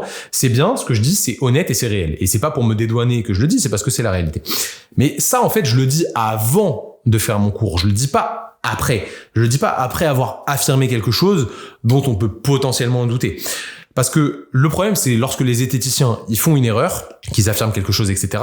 Les zététiciens en mousse, évidemment, les bons zététiciens, vous avez bien compris qu'ils étaient pas comme ça. Et ils disent ça après. Oui, d'ailleurs, ce que je dis peut avoir des biais. Alors qu'en fait, il faudrait plutôt dire, non, j'accepte, en fait. À ce moment-là, j'ai dit ça, je me suis trompé, j'avais tort. Et c'est ok. Mais en fait, ça, de leur part, on le voit jamais. Donc il y a un gros manque de remise en question qu'il est très important de savoir démasquer. Petit exemple personnel, j'ai, comme tout bon kinésithérapeute, on en parlait tout à l'heure vis-à-vis de l'école de kiné, j'ai réfuté à fond le massage. J'ai dit que le massage c'était de la merde, etc. il y a quelques années, parce qu'on trouvait que le massage c'était inefficace et que c'était réducteur pour notre métier. Et les études scientifiques, elles montrent qu'à long terme, c'était moins efficace que les thérapies actives. Ça c'est clair, on le sait. Ce qui semble actuellement plutôt vrai d'ailleurs. C'est pas les études de l'époque le montraient, les études actuelles le montrent aussi. Donc en fait, on tapait sur le massage à longueur de journée parce qu'on avait mieux entre les mains. Mais est-ce que ça veut dire que le massage doit être jeté aux oubliettes ? Je pense que non, parce que déjà d'un point de vue scientifique, ça a de bons effets sur la plupart de tous les TMS, donc tous les troubles musculo-squelettiques. Moins bien que les exercices, évidemment, mais tout de même mieux que de grosses conneries comme les ultrasons par exemple. Là, on peut taper dessus, il y a aucun problème. Ça, brancher ou pas les ultrasons, ça fonctionne pas, donc ça n'a aucun intérêt. Donc l'effet réel des ultrasons, sans les recontextualiser évidemment, ils sont pas intéressants en kinésithérapie, on est d'accord. Mais le massage, c'est pas vraiment pareil. Selon, par exemple, le gros papier de Berwotz qui est paru en 2015, il y a 26 études dedans, donc en un peu plus de 2500 patients. Le massage améliore la fonction à court terme par rapport à l'absence de traitement chez des personnes souffrant de lombalgie, de gonalgie et de douleur à l'épaule, donc douleur au genou et douleur à l'épaule. Donc la massothérapie, parce que oui c'est une thérapie, la massothérapie, en tant que traitement isolé, dans la plupart de ces TMS, réduit la douleur et améliore la fonction par rapport à l'absence de traitement, je le rappelle. Par contre, si on compare le massage à un traitement actif, il n'y a aucun bénéfice supérieur qui est mis en avant. Par rapport à un placebo, comme je le disais tout à l'heure, c'est quand même plus efficace. Ok, je disais que les ultrasons, que ce soit branché ou pas branché, ça change rien. Par contre, si on compare massage versus massage placebo, le vrai massage est plus efficace que le placebo. Alors, ok, un massage placebo, c'est très complexe. Oui, c'est complexe parce que tu vas quand même toucher le patient et on sait que ça amène un biais. Mais comment faire mieux? Tu vois, on pourrait faire en fait tout le temps le serpent qui se mord la queue. Donc au final, qu'est-ce que je dis? Je dis ouais, mais le massage c'est mieux qu'un placebo, donc ça doit être utilisé. Ok, très bien. Oui, mais les exercices c'est mieux que le massage. Du coup, je jette le massage? Non. Pas du tout. Il faut réfléchir d'une manière beaucoup plus intelligente et nuancée. Est-ce que le massage est moins bien que les thérapies actives? Pas forcément. Vous vous doutez bien que moi, je mets en avant les thérapies actives parce que ça me paraît plus pertinent et la science va dans ce sens-là. Mais il faut pas jeter le massage complètement. Il y a un réel effet de ce style de thérapie. Par contre, est-ce qu'il faut l'utiliser à chaque séance? Ben, pas forcément non plus, en fait. C'est un outil comme un autre. Il y a un juste milieu. Si le patient adore le massage, c'est là où on va recontextualiser, ce que ne font pas les zététiciens en carton. Et que le patient, du coup, il est biaisé dans cette direction, qu'il attend beaucoup du massage, qu'il se dit, le massage, ça va beaucoup m'aider, etc., etc. Et que c'est le seul moyen de le faire adhérer à des thérapies actives après, why not? En fait, là, on est plus dans une histoire d'ego, et on se dit, non, vas-y, moi, je vais pas masser, j'ai appris plein de trucs, j'ai fait des formations de ouf et tout, je vais pas masser, je suis pas un masseur. Mais si le patient, ça l'améliore et que ça lui permet d'embrayer sur des thérapies actives, mais pourquoi pas en fait? Ne faites pas en fonction de votre ego. C'est à vous de mieux vous placer là-dessus et d'avoir le bon prisme pour voir les choses de la meilleure manière. Là, on est dans une histoire d'ego. Ça vous saoule d'entendre un patient vous dicter ce que vous devez faire. Et d'ailleurs, je suis d'accord avec vous. Le patient, il n'a pas à vous apprendre votre métier, qu'on soit clair. Mais si je recontextualise encore, je dérive un petit peu.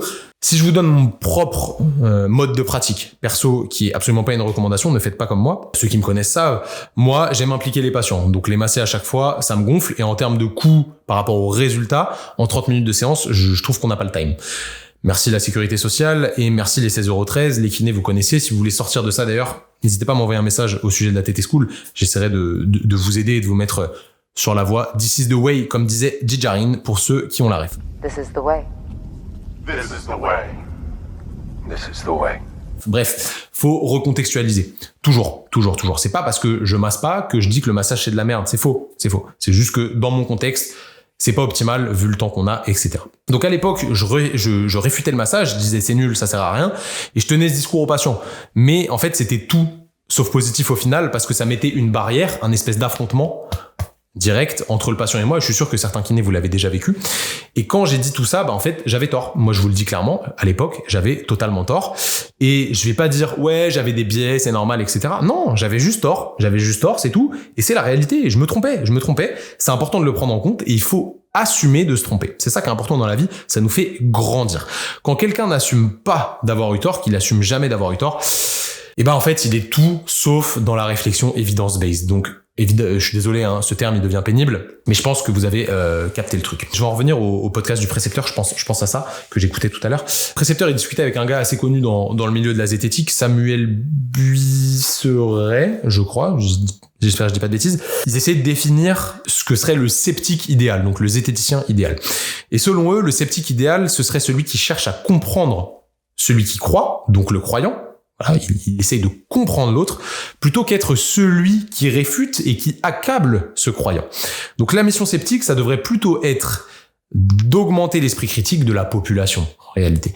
Aider les autres à réfléchir, à se libérer. Donc en réalité, tout ce que je fais à travers ce podcast, on pourrait l'assimiler à ça au final. Mais vu que j'ai pas besoin d'avoir un étendard et un drapeau, il est là, moi, mon drapeau, vous voyez, le Jolly Roger. On en vient donc au fait de donner l'esprit libre aux gens. C'est ça qui est important.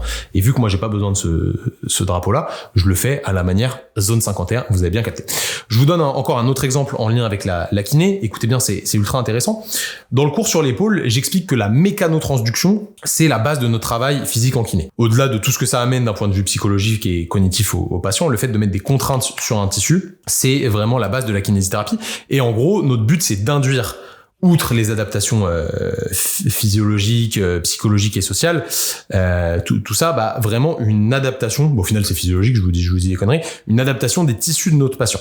C'est là qu'intervient cette mécanotransduction. Pour ceux qui savent pas, la mécanotransduction, c'est un processus par lequel les cellules d'un organisme convertissent les stimulus mécanique de leur environnement en un message électrique, biochimique ou génétique, ça va jusqu'au codage des gènes, etc. Donc en gros, on met de la contrainte sur un tissu, contraction, compression, étirement, cisaillement, etc. Le tissu s'adapte en conséquence et voilà, il s'y adapte immédiatement, clairement, et ça perdure jusqu'à plusieurs jours suite à cette contrainte mécanique. Donc la mécanotransduction, ça correspond à tous les processus physiologiques par lesquels les stimuli mécaniques conduisent à une réponse cellulaire.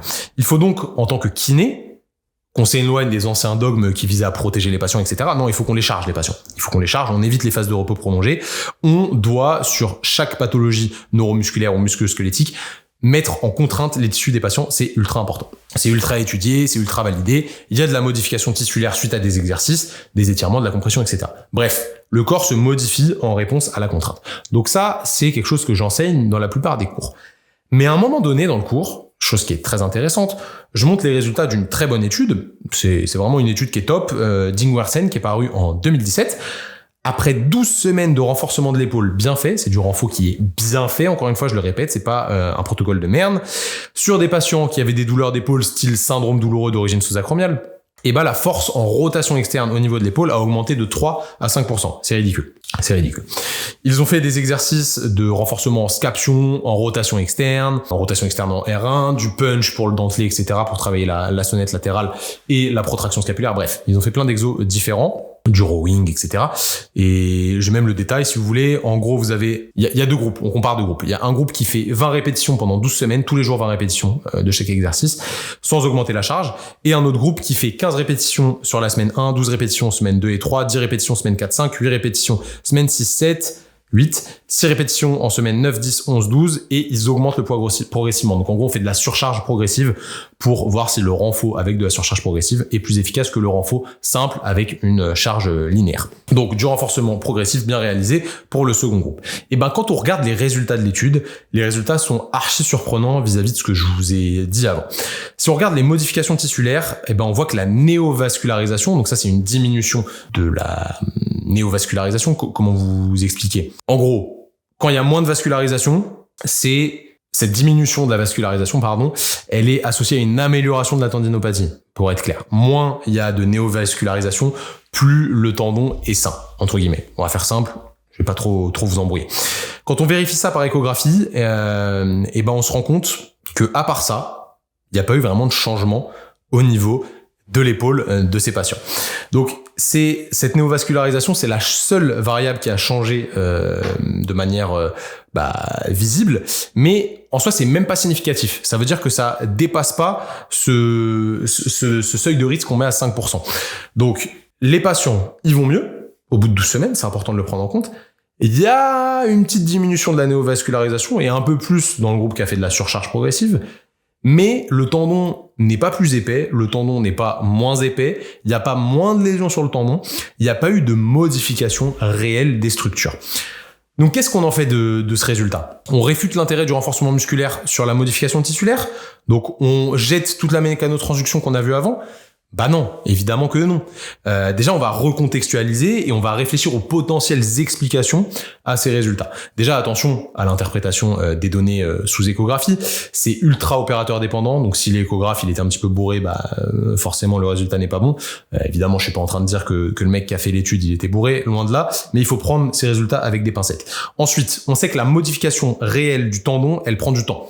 Quand on regarde un petit peu les données, on se rend compte que le tendon il commence vraiment à se modifier après 3 mois de contraintes répétées dessus. Donc vu qu'on a fait que 12 semaines, ce qui est un petit peu moins de 3 mois, peut-être qu'on est dans la zone où ça commencerait à se modifier et où on verrait de la réelle modification, mais peut-être qu'avant ça suffisait pas. Donc avec toutes ces données en fait on nuance. On avait 20% de néovascularisation en moins dans le groupe surcharge progressive et 9% dans le groupe linéaire. Donc en réalité c'est pas mal, franchement c'est pas mal, même si c'est pas significatif, ça reste intéressant à 3 mois, et c'est une part dans un spectre qui est en réalité ultra large. Donc on peut pas dire que telle ou telle chose est sûre et que le reste est nul sans se modérer. Encore une fois, ça c'est de la pure folie, il faut essayer d'être nuancé. Mais ce genre de raisonnement, si on est complètement fermé dans un cercle, que ce soit de la zététique en carton, mal compris par la plupart des mythbusters de Wish, vous les connaissez, ou alors du côté du poseur d'électrodes qui en ont strictement rien à foutre des patients et qui en ont strictement rien à foutre de l'EBP, parce que c'est trop compliqué pour eux de réfléchir, eh bien, en fait, c'est compliqué pour les deux types. Il faut reprendre un esprit un petit peu plus libre et être à même de peser le pour et le contre intelligemment, en toute liberté et avec une vraie réflexion. Donc c'est ça qui est ultra important. Combattre les fake news ou faire le mythbuster, c'est une chose, c'est sûr. Mais diffuser des outils intellectuels qui permettent de distinguer une croyance d'une connaissance, c'est une autre. On passe de la dépendance en fait à l'indépendance. C'est ça qui est important de comprendre. Encore une fois, on est dans la zone 51, on veut se développer, être plus libre, comprendre les choses par nous-mêmes et être plus intelligent et élargir vraiment notre zone de compétence et notre zone de confort. Donc vaut mieux apprendre aux gens à avoir l'esprit libre et à chercher, puis connaître par eux-mêmes plutôt que de les soumettre à votre avis. Et en fait, ces personnes-là, les zététiciens en mousse là, ils essayent de vous soumettre à leur avis. Donc en réalité, l'esprit critique à deux vitesses, dont ils font part, c'est clairement ultra dangereux. Pour moi, en fait, tout ce qu'ils font, c'est pas du tout bienveillant. Alors ce mot aujourd'hui, il est utilisé à tort et à travers, et aussi pour se faire mousser. Clairement, ce mot il casse les couilles, on va pas se mentir. On n'a pas besoin de prouver qu'on est bienveillant. Nos actes et ce qu'on fait parle clairement à notre place. Il n'y a pas besoin de dire je suis bienveillant, nanana. Prouve le frère, prouve que t'es bienveillant et puis après on en reparle. Prouve, d'ailleurs, c'est un truc qui me vient en tête quand je parle de ça. Vous savez que j'accompagne pas mal de personnes et pas que des kinés à se développer d'un point de vue entrepreneurial. Je vous l'ai dit au début, je suis chef d'entreprise, etc. On en parlera dans différents podcasts. Parce que moi-même, en fait, j'ai fait plein d'erreurs d'entrepreneur et ce mot entrepreneur, il me casse les couilles aussi. Putain, ceux qui mettent ça dans votre bio Instagram, j'ai vraiment envie de vous envoyer une Cédric Doumbé sur la gueule. Mangez-vous les ongles des orteils et vous me gavez. Bref, reprenons calmement. Quand j'aide ces personnes à mettre en place des choses business, elles font aussi un travail sur elles-mêmes. Et ça, c'est important de le prendre en compte. Elles font un travail sur elles-mêmes, un travail d'introspection personnelle. Pourquoi je lance ce business? Pourquoi je fais tout ça? Et en fait, si je les écoute pas attentivement, l'écoute active, on appelle ça, et que, comme la plupart d'entre nous, je pense à la réponse que je vais leur donner avant même qu'ils aient fini leur phrase, je suis pas vraiment dans la bienveillance, je suis pas dans l'écoute active et j'écoute pas ce qu'ils me disent. Et je capte pas en fait le questionnement qu'ils peuvent se poser et en fait je les aide pas à devenir plus libres et à devenir plus intelligents, entre guillemets. Ce terme il veut tout et rien dire, mais vous avez bien compris ce que je voulais dire. Et je les aide pas à grandir à travers l'accompagnement que je leur propose. Donc en fait c'est ça pour moi la vraie bienveillance, c'est d'écouter les gens, essayer d'être empathique, se mettre à leur place, essayer de les aider à grandir, à être plus libres. Genre imaginons qu'il y ait quelqu'un qui me dise Thomas, je veux lancer un business, je veux faire plus de 10K par mois. Il a peut-être des raisons profondes qu'il faut évaluer et qu'il faut mettre à plat pour mieux comprendre ce besoin. Ça se trouve, il était dans le besoin quand il était petit, il a grandi avec trop peu d'argent, etc. Il est toujours dans la peur de manquer, il a besoin de faire 10 000. Mais en vrai, peut-être que ces 10 000, c'est juste un mythe qu'il a vu sur Netflix et qu'il se dit avec 10 000, je vais être bien. Mais en vrai, avec 5 000, il serait très bien. Donc, faut essayer de sonder ça, essayer de comprendre le pourquoi et le comment. Et en fait, dès qu'on écoute une personne et qu'on rentre dans ce spectre-là, tout de suite, on est face à un vrai humain et on se comprend et on est vraiment bienveillant et on aide l'autre à grandir, à comprendre ce qu'il fait, à être beaucoup plus libre, etc. Ça permet de mieux résoudre l'objectif et on n'est pas dans un affrontement d'idées qui est ultra contre-productif. Ça, c'est qu'un exemple. J'en ai 10 000 autres avec des patients, par exemple, les kinés, vous voyez très bien où je veux en venir. Et voilà, c'était qu'un exemple qui me venait comme ça, en rafale 2000. Bref, il y a un truc qu'il faut que vous compreniez. Quand on parle avec les autres, sans juger leurs croyances et leur façon de penser, on apprend. On apprend. L'être humain, il éprouve peu de nécessités aussi importantes et préoccupantes que celle d'être compris. Ça, c'est vraiment important de le prendre en compte. Il nous importe tous de faire entendre notre voix, clairement. C'est vraiment important pour chaque humain. Chacun veut se faire respecter, chacun veut se faire apprécier, chacun veut mettre en avant ses opinions et chacun veut avoir une certaine influence. On parlait des influenceurs tout à l'heure. Je parle pas d'influenceurs de télé-réalité, là, vous me connaissez. Je parle vraiment d'influence, d'aider les autres, d'avoir une zone où on influe sur le développement des autres, etc. positivement. Les zététiciens Wish 2.0, eux, ils ont un fort besoin d'influence d'ailleurs. Ils ont vraiment besoin d'influencer les autres. C'est limite des influenceurs de télé-réalité déguisés. Bref, ils veulent vous influencer, se sentir puissant, tout en ayant raison. Vraiment, clairement, c'est ce dont on parlait tout à l'heure. Et en fait, on croit en général que l'influence, c'est une question de communication, qu'elle consiste à s'exprimer de façon claire et persuasive pour influencer les gens à adhérer à nos propos. Et c'est ce que ces zététiciens de merde veulent faire au final. Vraiment, c'est ce qu'ils veulent faire. Ils ont rien compris au combat de base, quoi. Ils veulent vous influencer négativement. Et au final, ils sont tout sauf bienveillants à votre égard. Et en y réfléchissant, j'en parlais tout à l'heure, je reprends cet exemple-là, il est vraiment important. Combien de fois vous avez réfléchi à la réponse que vous allez donner à quelqu'un, alors avant même qu'il ait fini sa question, plutôt que de l'écouter et de vraiment contextualiser son problème, essayer de l'aider à le résoudre, etc. Et en fait, les donneurs de leçons d'internet et les fact-checkers à rallonge, c'est les pires à ce niveau-là. Vous dites un truc, ils pensent déjà comment ils vont vous contredire. Donc en fait, il y a rien qui va. Vraiment, il y a rien qui va. C'est vraiment pas des bons humains. Il y a pas de bienveillance. C'est limite l'inverse. C'est plus malveillant. Mais pensez à vous là. Toi, je vais te tutoyer. Toi qui écoutes ce podcast, je vais te demander de l'avouer. Sois pas mal à l'aise de le faire. C'est commun, clairement. On le fait tous. Moi, le premier, je l'ai fait. Je le fais et je le referai. Je vais de temps en temps réfléchir à ce que je vais répondre à quelqu'un avant même qu'il ait fini sa phrase et du coup j'aurais pas écouté activement ce qu'il me dit. La véritable influence en réalité elle commence lorsque l'autre il sent que que ses paroles plutôt, donc je reprends, la véritable influence elle commence lorsque l'autre sent que ses paroles vous pénètrent vraiment, que vous en imprégnez, que grâce à votre vraie empathie, qui est quelque chose qui est extrêmement important en tant qu'humain, très important, j'ai entendu dire qu'il y allait avoir des cours d'empathie à l'école. Voilà, et ben la personne elle sent qu'en fait elle arrive à se faire comprendre et ça c'est ultra important. La personne que vous écoutez elle devient donc consciente que vous lui prêtez une oreille sincère, la base, et attentive et qu'en fait vous acceptez son point de vue. Ça veut pas dire que vous êtes d'accord avec elle, mais vous acceptez son point de vue et vous l'écoutez, vous le prenez en compte. Mais ça veut pas forcément dire que vous êtes d'accord. Mais la plupart des gens en fait ils sont émotionnellement trop vulnérables, clairement ils sont beaucoup trop vulnérables et ils se connaissent pas assez pour écouter vraiment les autres et pour laisser leurs arguments en suspens et s'efforcer de comprendre l'autre avant même de vouloir donner ses idées propres. Et c'est le cas de nos chers donneurs de leçons qui sont émotionnellement extrêmement instables. C'est des gens qui sont instables de ouf et qui ont besoin de crier plus fort sans écouter les autres. Et ça, c'est vraiment problématique, c'est triste. Limite, en fait, moi, j'ai de la peine pour eux. Puissent-ils un jour trouver la paix, je leur souhaite. Notre culture actuellement, elle revendique, voire elle exige le droit à la compréhension et à l'influence, on va pas se mentir. Pourtant, le principe d'influence, encore une fois, c'est régi par une compréhension réciproque avec l'autre. Et du coup, il faut au moins qu'il y ait un interlocuteur qui s'accorde à donner une écoute authentique et intéressante à la personne à laquelle il fait face. Sinon, la discussion elle est trop unidirectionnelle et ça a pas de sens en fait. Ça a pas de sens, on n'avance pas. Donc vraiment, je vous invite vous qui m'écoutez là à partir de maintenant, essayez de mettre ça en place. Écoutez les autres. Clairement, ils vous feront grandir. Écoutez les points de vue. Ne soyez pas forcément d'accord, sans sombrer dans la malveillance évidemment, et sans accabler votre interlocuteur, mais écoutez-les. C'est super important. C'est encore pire sur Internet. Au final, vous voyez qu'on tourne autour de ce débat-là, de la communication sur Internet. C'est encore pire. Ça s'amplifie parce que tout le monde parle à distance, sans aucun risque physique. Les gens, ils sont même plus dans la vraie vie. Ils sortent des dingueries qu'ils oseraient même pas sortir en face à face avec un autre humain. Je parle même pas de bagarre ou d'ascendant physique. Je parle d'humain. Quand on est face à un humain, notre niveau d'empathie et d'humanité, il est bien plus élevé que derrière un écran. Et on pèse plus nos mots, c'est très important. Bon, évidemment, si on rajoute l'ascendant physique et la peur de la confrontation, j'ai même plus besoin de vous faire un dessin, mais c'est pas une fin en soi. On s'appelle pas tous Cédric Doumbé, évidemment. On ne résout pas uniquement les choses par la violence, ce serait terrible, mais je pense que vous avez bien compris l'idée. Donc, reprenez cette empathie à travers le spectre des réseaux sociaux, c'est quand même important. Bon, les amis, je pense que vous avez capté l'essentiel. Évidemment, c'est un sujet dont on pourrait débattre pendant des heures. Enfin, débattre. Ils aiment pas trop débattre, c'est bien leur problème. Et c'est pour ça qu'ils se cachent derrière des masques et des photos de profil où on voit pas leur gueule, et évidemment.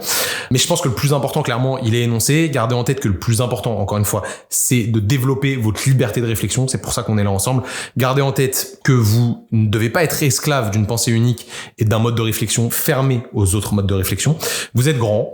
Ne vous faites pas berner, c'est le seul podcast que je ferai à ce sujet. D'ailleurs, je pense que j'ai tout dit. C'était déjà bien assez long. Ces personnes n'ont pas besoin de plus de visibilité. Je vais mettre en avant personne ici parce que je veux pas leur faire de la pub. Évidemment, c'est des gens qui stagnent d'un point de vue audience parce que comme on l'a vu tout à l'heure, ils se tuent dans l'œuf, malheureusement, et c'est problématique parce que je pense que le jour où ils auront trouvé la paix et qu'ils seront plus nuancés dans leurs propos, ils pourront avancer et le combat qu'ils mènent sera plus entendable et sera plus logique. Donc vraiment, je vous souhaite, les gars, trouver la paix. Les gars et les filles, il y a certaines filles qui sont embrigadées là-dedans, mais c'est quand même un petit peu plus de mecs. Et en plus, je veux pas leur donner de visibilité parce que je veux pas que vous les atomisiez, c'est pas le but. On va pas lancer un rush comme Booba a pu le faire, qui n'était pas bien d'ailleurs. J'incite pas à la haine, à l'inverse d'eux d'ailleurs. Ils incitent souvent à la haine. Ils font tout l'inverse, ils se cachent, ils ne montrent pas leur ganache. Ils essayent de descendre des personnes et d'inciter à la haine, à la violence verbale envers eux, mais au final, continuez les gars, parce que je vous garantis que quand vous commentez nos posts, vous nous donnez extrêmement de visibilité. À chaque fois, vous faites buzzer les posts et je prends à balle d'abonnés. Donc 1% de plus, c'est toujours cool. Merci, ça me permet de vendre plus de formations, d'être plus connu, etc. C'est top. Merci les gars, continuez, c'est cool. Vous avez capté, moi je suis vraiment EBP à fond, pour le coup, c'est vraiment le leitmotiv pour moi. En gros, moi je suis Zoro, le boss des chasseurs de primes, et vous les gars, vous êtes Baroque Works, donc des petits chasseurs de primes tout éclatés, enfin des gens qui essayent plutôt de se faire passer pour des chasseurs de primes, mais vous en êtes pas vraiment capable. Et à un moment, vous le savez, hein, pour les amateurs de One Piece, tous les assassins de Baroque Works, il y a Zoro qui est arrivé, et ils ont essayé d'avoir sa tête, et malheureusement, ce qui a dû arriver, arriva, hein. Ils se font massacrer par Oronoa à la base, hein, vous le voyez juste ici. C'est pareil, je viens de vous faire exactement la même chose. Je vous ai fait goûter au Yubachiri, j'ai pas encore sorti Enma, vous méritez pas que je sorte Enma, donc voilà. Peace. J'espère ne pas vous avoir trop découpé comme des petits sashimi, les gars. Maintenant, on va passer à justement l'étude du jour. Bienvenue dans le laboratoire de Dexter.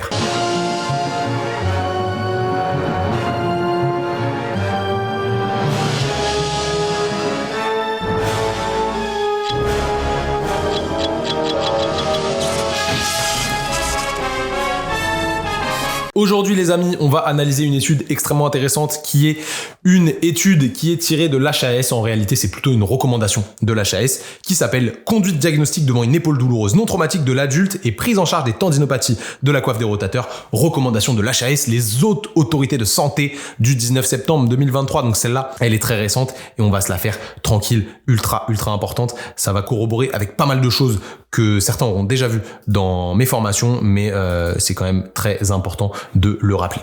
Alors, que nous dit l'HAS ? L'HAS a fait le point sur l'état des pratiques en menant une étude sur le recours à la chirurgie en cas de tendinopathie non rompue, donc tendinopathie non rompue, et non traumatique de la coiffe des rotateurs. Donc prenez bien ça en compte, c'est pas quelqu'un qui est tombé et qui s'est arraché le supraépineux en tombant. Un recours à la chirurgie, entre parenthèses, acromioplastie, donc l'acromioplastie, on vient raboter sous l'acromion pour augmenter l'espace sous-acromial.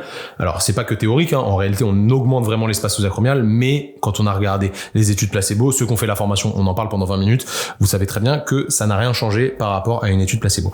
Un recours à la chirurgie trop fréquent. Environ 3600 adultes de 40 ans et plus opérés sur le deuxième semestre 2022. C'est énorme. 20% ont plus de 65 ans et 58% sont des femmes. Après, malheureusement, une prise en charge incomplète durant les 18 mois avant la chirurgie. Un patient sur 3 n'a pas eu de radiographie en imagerie de première intention.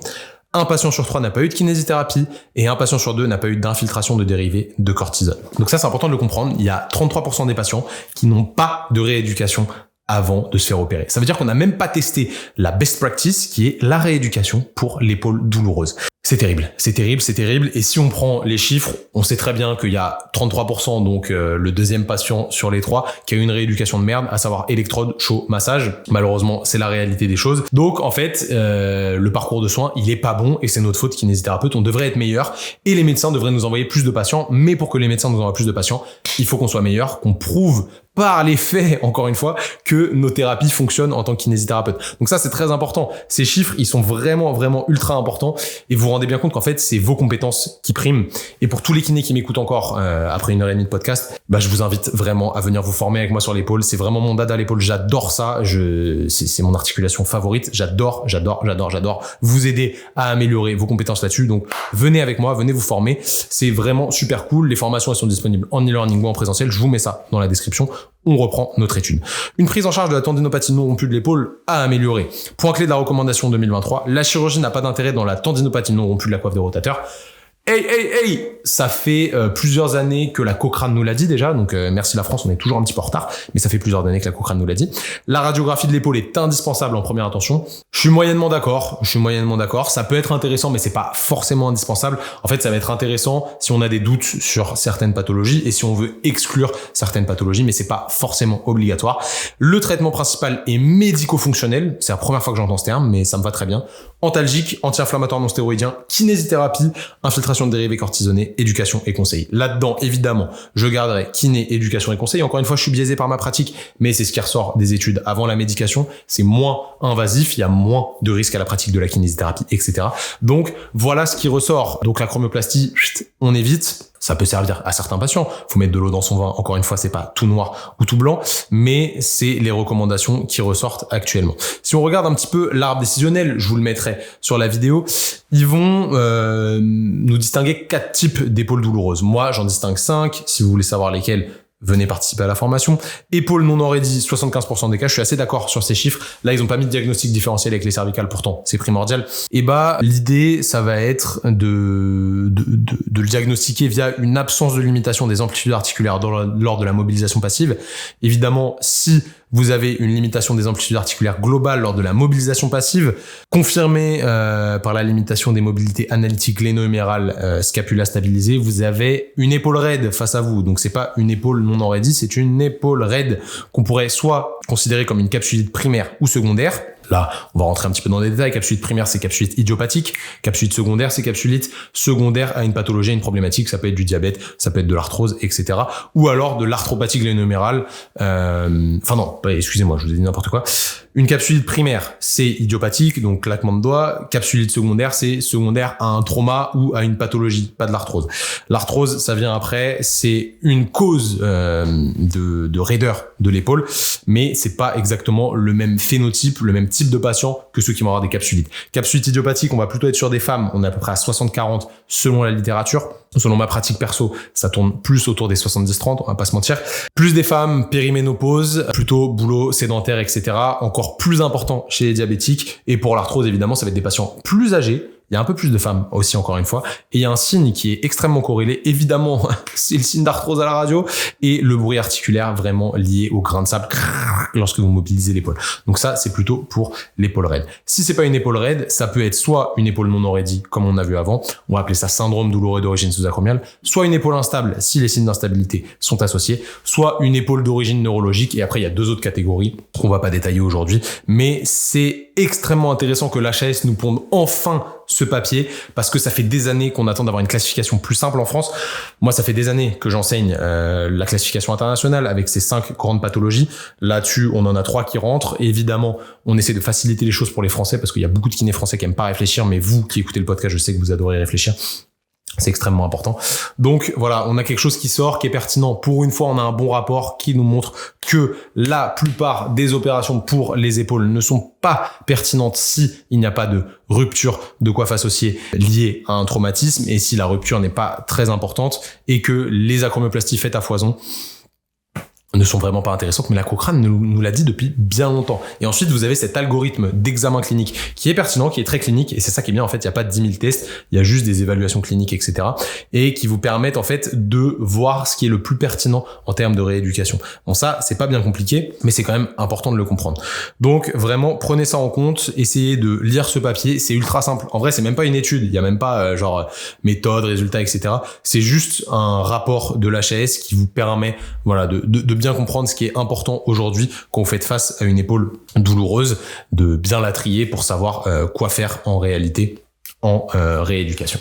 Voilà pour le laboratoire de Dexter, ce sera assez rapide, à chaque fois je vous résumerai rapidement un petit document qui vous donnera des clés en pratique. Et maintenant on va arriver sur le défi de la semaine. Ce que l'on fait dans sa vie résonne dans l'éternité. Le défi de la semaine, aujourd'hui, je vais vous lancer le défi extrêmement important qui va être de prendre une douche froide tous les matins.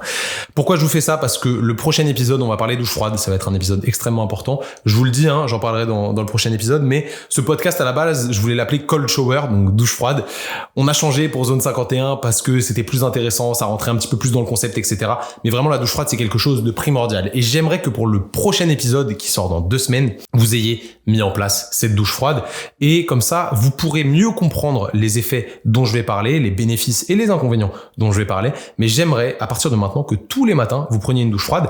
C'est juste pour vous rincer. C'est pas forcément vous laver, parce que si vous vous lavez pendant 5 minutes, déjà, respectez un petit peu l'eau. C'est un petit peu long, 5 minutes. Si vous lavez 5 minutes sous l'eau froide, ça va être trop difficile comme premier step. Mais si vous faites 30 secondes, 1 minute, déjà, vous rincez, vous passez sur la tête, sur tout le corps, etc.